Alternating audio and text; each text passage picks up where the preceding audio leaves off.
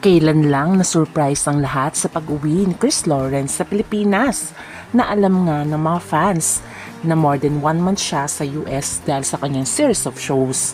Pero umuwi siya for 5 days para makapiling ang kanyang mag-ina na si Katie at si Katrina. At syempre, hindi lamang yon. Doon na natulog si Chris Lawrence sa bahay ni Kat dahil Good short night, period lamang everybody. ang kanyang bakasyon Dada, at good hindi night, nang kiss bumalik na. sa Amerika. Ito. Panoorin ang Dada, kanilang good night kiss ulitan. na. O, tingnan mo Katie, mag-good night kiss na kami ni Dada. Dada! Ano?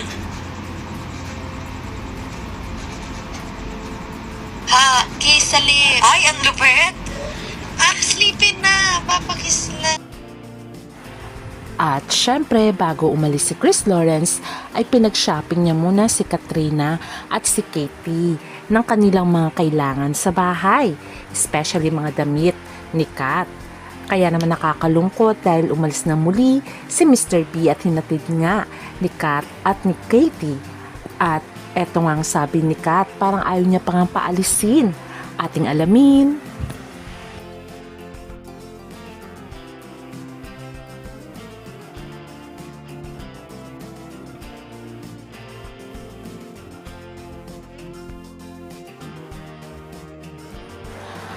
Alam naman natin na officially nanliligaw na si Chris Lawrence kay Katrina Halili. At alam din natin na more than 1 month siya sa US at patungo rin siya ng Canada dahil sa series of shows. Pero nagulat ang lahat nang bigla itong umuwi. At 5 days nga siya nagstay sa Pilipinas at ngayon ay umalis na siya muli patungong Amerika. At syempre, sa kanyang surprise na pag-uwi ay may pa-flowers ito kay Katrina. At syempre si Miss B ay binasa niya muli ang sulat kaharap si Chris Lawrence. Isinulat ko ang liham na ito upang ipaabot ang aking taos-pusong paghingi ng paumanhin sapagkat sa hindi sinasadyang pagkakataon ay naipamalas ko sa madla ang iyong liham na naglalaman ng mga salitang nagmumula sa kaiputuran ng iyong damdamin. You're forgiven. Nais ko ring ipabatid sa iyo na nitong mga nagdaang araw na tayo'y muling nagkaroon ng pagkakataong magkausap at magkasama ay nagdulot din sa akin ng mga ngiting hindi mapagkakaila.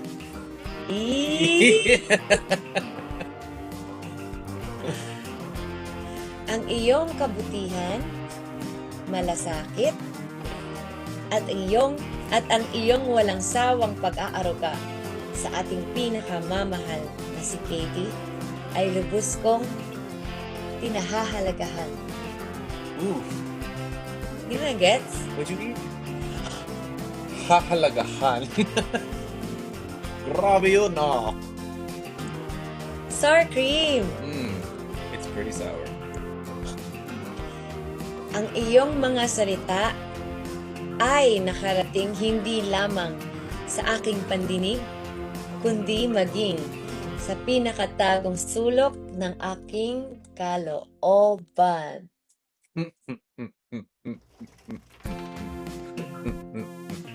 At ngayoy dumako tayo sa pinakamahalagang bahagi ng iyong liham, ang iyong katanungan. Pwede na ba ako manligaw?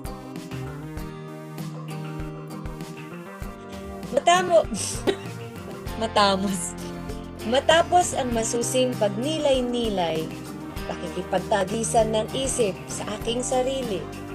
Did you? Yes? Yes. At 2 gabing pagtitik sa kisame habang pinakikinggan ang mga huni ng mga kulitig.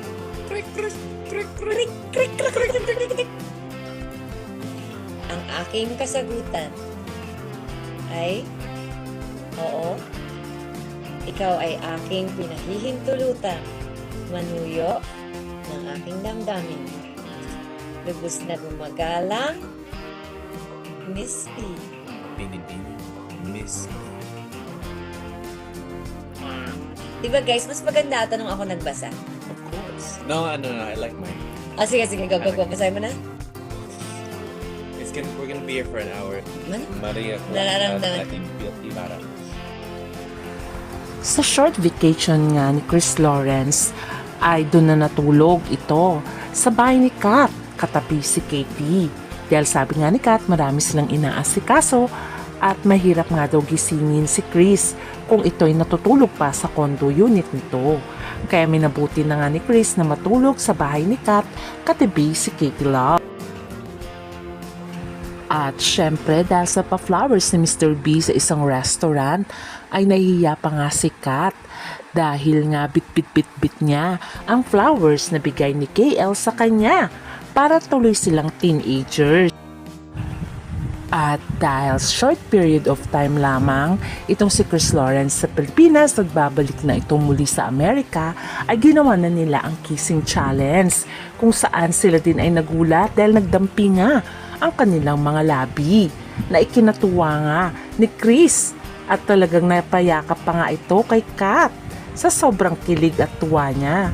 For sure, ang pinakamasaya ay walang iba kundi ang kanilang anak na si Kitty dahil lagi niyang request yun sa kanyang papa na sana daw ay ikis niya ang kanyang mama sa lips. O di ba naman, natupad na ang pangarap ni Katie Loves. Pero syempre, ang 5 days ay napakabilis lamang. Kaya naman sa pag-alis at pag-empake ni Mr. B ay nalungkot si Kat. At biniro niya pa nga ito. Kung pwede nga daw, wag na siyang umalis. Dahil syempre malulungkot sila mag-ina. Pero natawa na lamang at napangiti si Chris Lawrence. Panoorin kung ano sinabi ni Kat. Kailangan ba talaga? Kailangan mo ba talaga umalis bukas?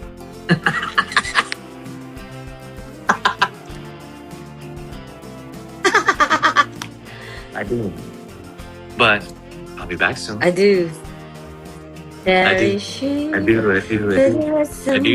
do. Oh, ayan na naman, kinausap na naman tayo, tinan mo, din na naman siya naglikpit. Sige na, Chris, maglikpit ka habang nagtoto. Sige. Gusto niya kasi ako titigan, guys. Ano ba yan? Where is Lungkot the nga si Miss P dahil aalis ulit ang kanyang Mr. B. other? Hold on. Moment of truth ang paghatid nila kay KL sa airport kung saan ay makikita mong hinatid talaga ni Kat at ni Katie ang kanilang Papa Chris Lawrence at makikita mo rin ang lungkot sa kanilang mga mata. My Mr. At halata mo naman na mahal na nila ang isa't isa. Saka OFW At syempre, ngayon. mamimiss talaga nila ang isa't isa dahil nga binanggit nga ni Kat na kailangan mo pa bang umalis. Pero syempre, alam naman natin na kailangan magtrabaho ni KL para rin sa kanila ni Parang titig. You were nature, you were dating, you were that girl for a reason. Beyonce, hey, chick, Hanggang sa hey. hey, chick, chick, are you okay? Morning, babe. Hi, babe. Katie, hug my O, papa. diba, nakakatuwa. Itong si Katrina Halili by Katie daw. Parang gusto pang samahan si Chris Bye, Katie. Lawrence sa Ingat kayo, Amerika. At inulit niya pa Katie. talagang by Bye, kuya. Katie. Pero syempre, alam naman natin joker talaga itong si Katrina Halili. At Babay mahilig na naman po itong sa ating magbiro. OFW. Bye, Mr. B. Ay. Bye, Mr. B. Bye, Miss B. Nakakalungkot din dahil Bye-bye. Amerika na naman si Chris. At lahat naman nakaka-relate, especially ang mga Bye-bye. OFWs na pag umaalis sila ay napapaluha talaga at napapaiyak sila. Dahil syempre nakakalungkot na iwan mo ang pamilya mo sa Pilipinas. Balik LDR na naman ang dalawang ito. Sabi nga ni Chris Lawrence, miles don't matter. Yun nga yung kanta niya, di ba? Na kahit malayo ay malapit din. Naawa na nga rin si Kat kay KL dahil bumalik nga siya ng Pilipinas jet lag pa. Pag uwi niya ulit sa Amerika ay jet lag pa rin at magpa-fly pa ulit siya sa Canada. Pero syempre ganun talaga, sabi ni Chris, kailangang mag-sacrifice para sa pamilya. Kaya abangan na lang natin ang susunod na kabanata. Bye!